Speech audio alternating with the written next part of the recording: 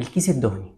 طبعا الكيس الدهني كلنا ياما تعرضنا ليه، وده بيحصل من واحنا صغيرين وممكن يحصل واحنا كبار، ممكن يحصل يتنقل من عين لعين، وده طبيعي جدا.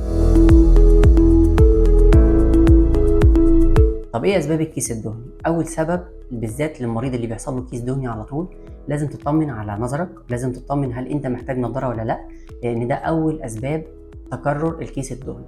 تاني سبب لو حد عنده سكر، لازم نطمن ان مفيش سكر يكون هو سبب تكرار الكيس الدهني. طب هو الكيس الدهني ده عباره عن ايه؟ الكيس الدهني عباره عن ان الغده الدهنيه اللي في الكبد بيحصل فيها بكتيريا التهاب بتسد المسام، فبتخلي المادة الدهنية دي مش بتنزل طبيعي على العين، فتجمعها ده مع البكتيريا بيؤدي إلى الكيس الدهني. طب هو أي كيس دهني لازم نفتحه عملية؟ لا طبعا، احنا بنبدأ بالعلاج. ناس كتير بتخف بيه. الكمادات السخنة من أهم حاجة في العلاج. لو عملت كمادات سخنة أو أنت مريض بيجيلك على طول كيس دهني، حافظ على الكمادات السخنة، حافظ على نظافة العين، وإن شاء الله مش هيتكرر تاني. ولو في أي مشكلة ابعتولنا وإحنا نرد عليك.